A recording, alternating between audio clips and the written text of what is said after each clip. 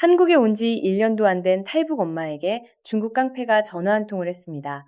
딸을 살리려면 7천만 원을 들고 중국으로 나오라고. 그 엄마는 7천만 원이 없었어요. 한국에 온 지 채 1년이 안 된 사람이 어디서 7천만 원을 마련합니까? 그런데 이 엄마가 한 선택이 뭔지 아세요? 그냥 중국으로 갔습니다.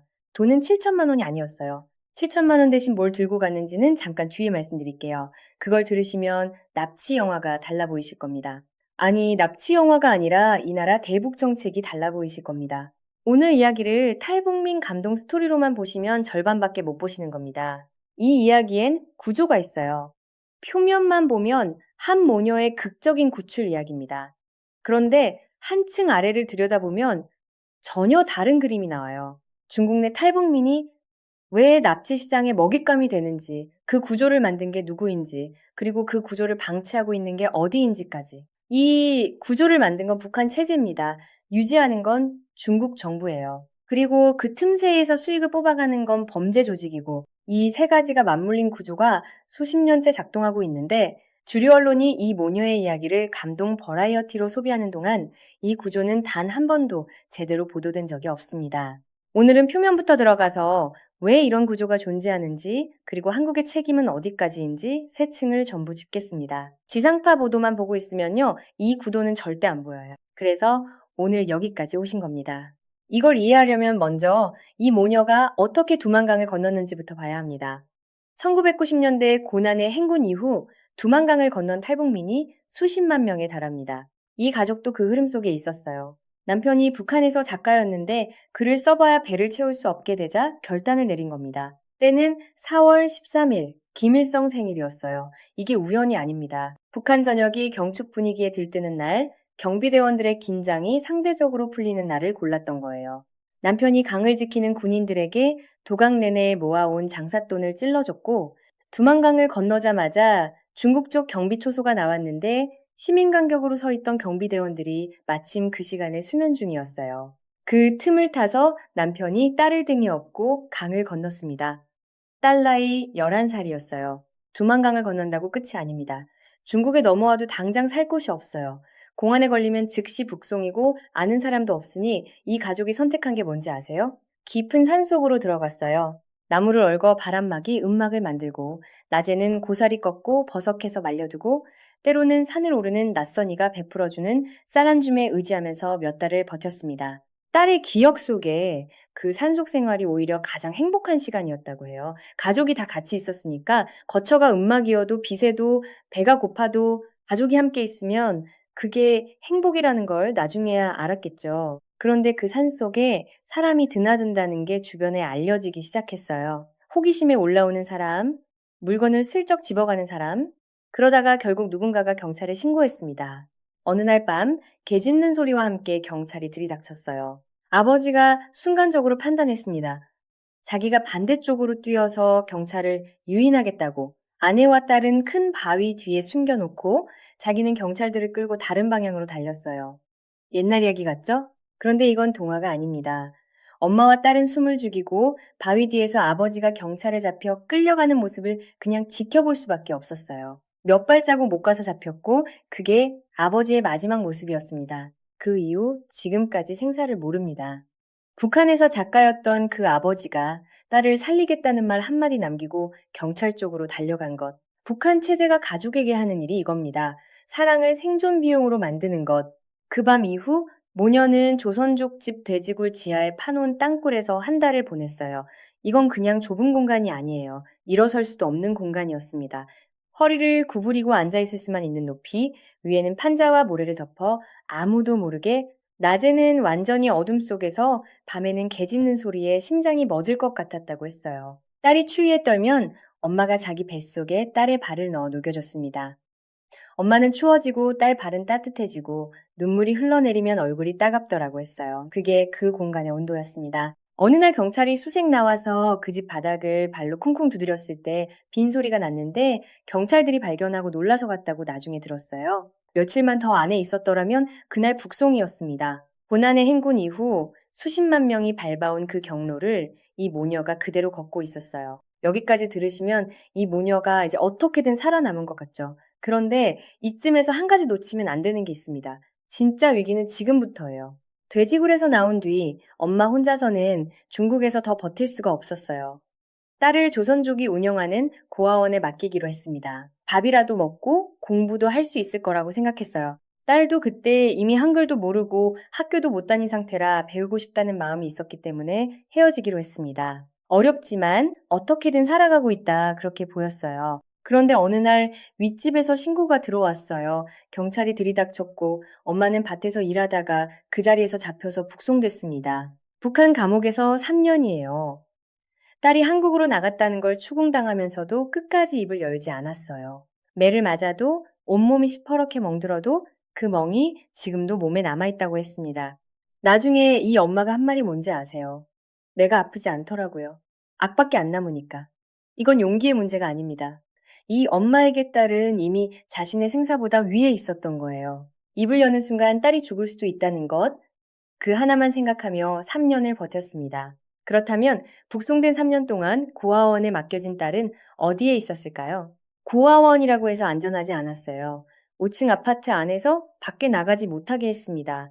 살찐다며 밥도 조금밖에 안 줬어요. 손이 먹다 남은 음식을 갖다 줬습니다. 화장실도 여럿이 한꺼번에 가서 한꺼번에 물을 내려야 했어요. 소리 때문에. 발끝으로 다녀야 했어요. 아래층 사람 때문에. 탈북 아이라는 사실이 언제든 무기가 될 수 있다는 걸 어린 딸은 그 안에서 조금씩 알아가고 있었을 겁니다. 그리고 엄마와 연락도 끊겼어요. 엄마가 북송됐다는 것도 몰랐고 살아있는지도 몰랐습니다. 엄마가 의도적으로 연락처를 남기지 않았던 거예요. 혹시라도 잡힐 때 딸한테 피해가 갈까봐 서로를 지키려는 두 사람이 서로의 안부를 모른 채 버텼어요. 그리고 엄마가 한국에 도착한 지 채 1년이 안 됐을 때 전화가 왔습니다. 딸을 키워주던 고아원 양엄마가 자기 오빠, 즉 중국 깡패를 시켜서 딸을 납치한 거예요. 그리고 7천만 원을 요구했습니다.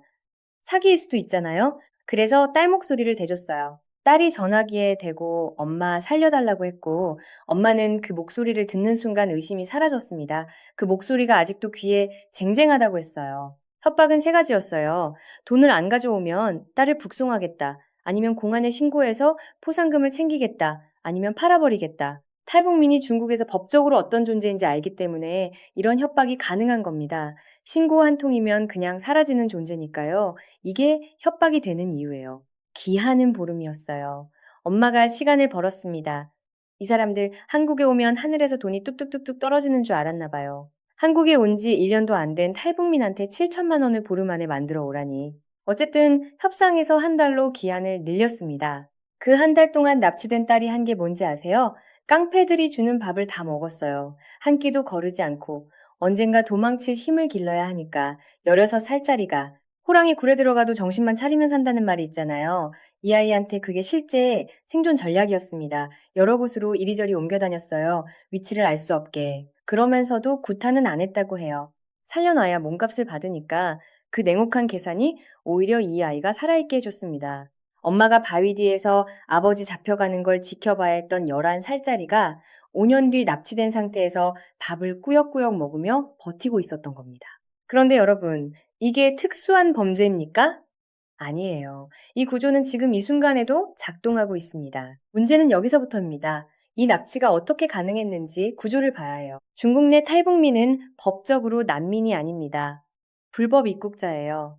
중국은 북한과 맺은 협정에 따라 탈북민을 체포하면 의무적으로 북송해야 합니다. 유엔 난민협약에 가입한 나라가 이걸 공식 정책으로 하고 있어요. 탈북민 한 명을 신고하면 포상금도 나옵니다. 신고가 돈이 되는 구조예요. 이 구조가 뭘 만드냐? 탈북민은 신고 한 통이면 즉시 제거할 수 있는 존재가 돼요. 이 극단적인 취약성을 범죄 조직이 상품으로 팝니다. 브로커에서 시작해서 인신매매로 이어지고 강제 결혼으로 팔리거나 한국에 연고가 있으면 납치 후 몸값 요구로 이어지죠.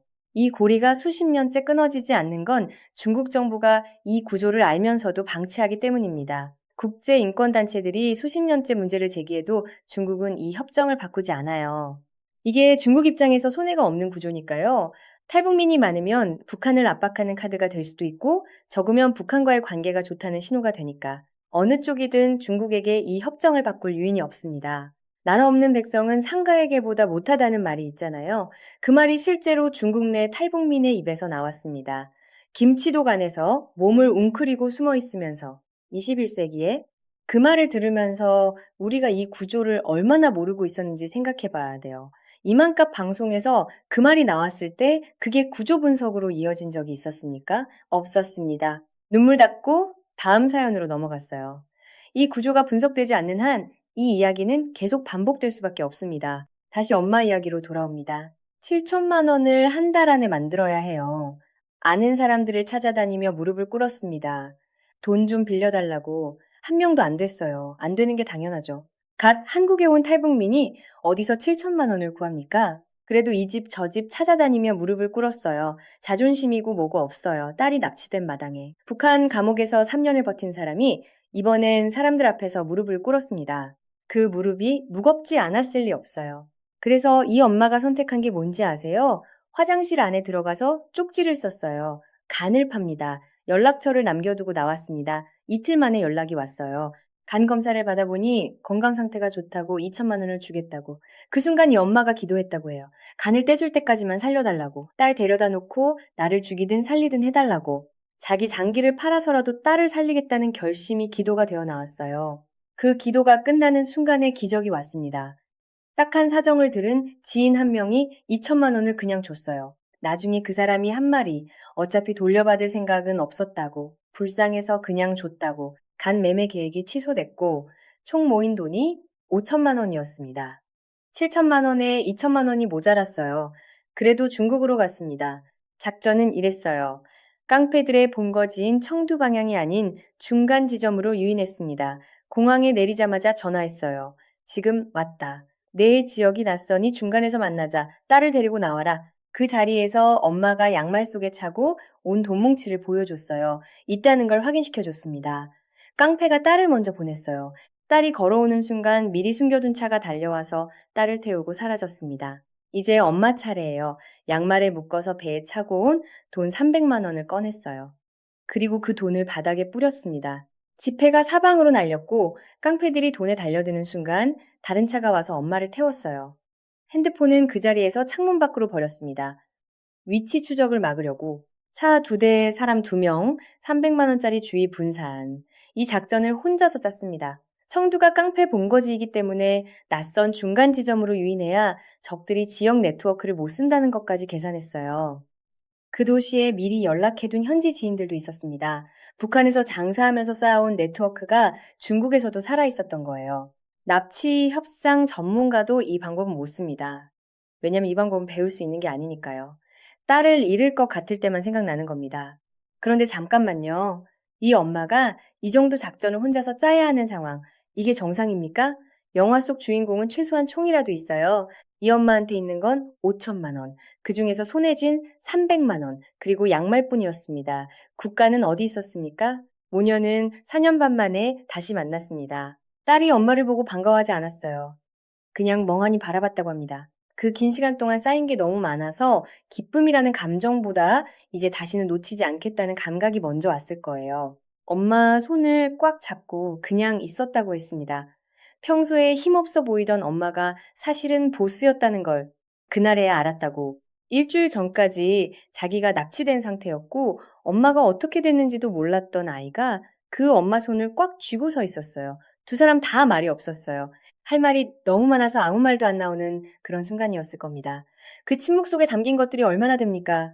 아버지가 잡혀가던 밤, 돼지굴 한 달, 고아원 3년, 납치된 한 달, 그 모든 시간이 두 사람이 서로 손을 잡은 그 순간에 다 있었겠죠. 간을 팔려 했다는 걸 나중에 알고 나서 엄마 딸로 태어난 것 자체가 감사하다고 했어요. 다음 생에 태어난다면 내가 엄마가 되어서 엄마를 딸로 맞이하고 싶다고 이 모녀는 살아남았습니다.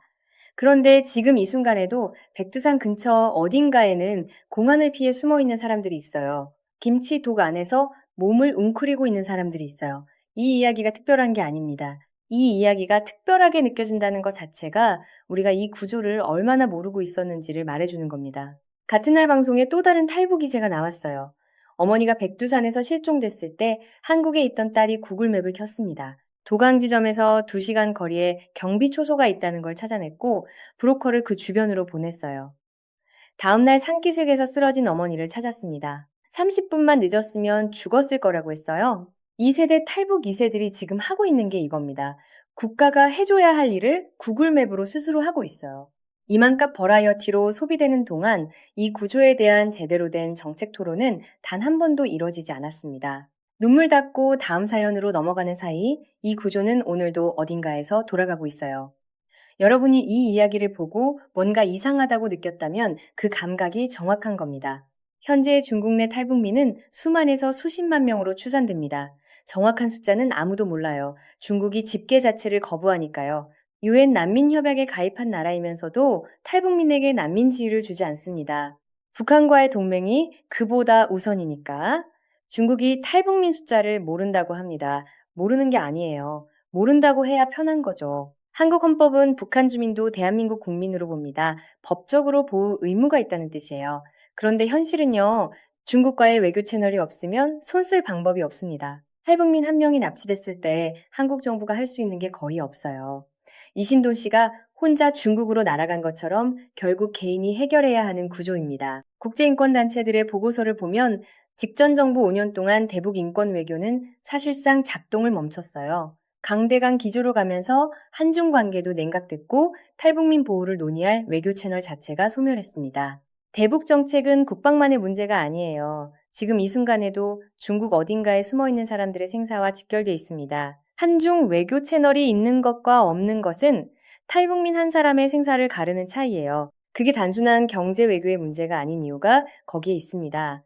이신돈 씨가 혼자 짠 작전을 정부 차원에서 했다면 어땠을까요? 이 모녀가 혼자 해결해야 했던 것들 중 몇 개나 달라졌을까요? 그 질문에 쉽게 답하기 어렵다는 게 지금 우리 대북 인권 외교의 현실입니다. 이 이야기를 꺼낸 엄마 이신돈 씨는 지금 순천에서 식당을 합니다. 제주 흑돼지를 파는 가게예요.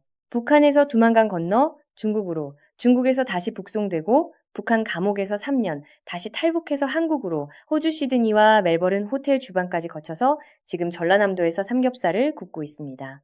딸은 간호학과에 다니고 있어요. 언젠가 엄마 곁에서 24시간 돌봐주고 싶다고 했어요. 아버지를 찾고 싶어서 방송에 나왔다고도 했습니다. 1957년생, 지금쯤 60 중반이고 얼굴이 하얀 분이라고 살아계신다면 딸이 대학 다니는 모습을 보고 기뻐하실 거라고 산속 음막에서 경찰을 유인하고 잡혀가면서 그 아버지가 바랐던 게 그거 아니었을까요? 아기를 성공시켜야 한다는 말을 남기고 떠났으니까. 이 모녀가 지금 이렇게 살아가고 있는 게 솔직히 말씀드리면 국가의 공이 아닙니다. 이 사람들이 살아남은 건 엄마가 양말에 돈을 차고 혼자 중국으로 갔기 때문이에요. 딸이 주는 밥을 꾸역꾸역 먹으며 도망칠 힘을 길렀기 때문이에요. 또 다른 탈북 딸이 구글맵을 켰기 때문이에요. 다음에 이 전화를 받을 탈북 엄마는 어디서 7천만 원을 구할 겁니까? 간을 팔려는 사람이 또 생겨나기 전에 이 구조를 바꾸는 게 먼저 아닐까요? 이 모녀 이야기를 들은 오늘 우리가 뭘 알게 됐는지 생각해 보시기 바랍니다. 우리가 이 구조를 알고도 침묵하면 그 침묵도 선택입니다. 오늘 이야기가 그 선택을 돌아보는 계기가 됐으면 합니다.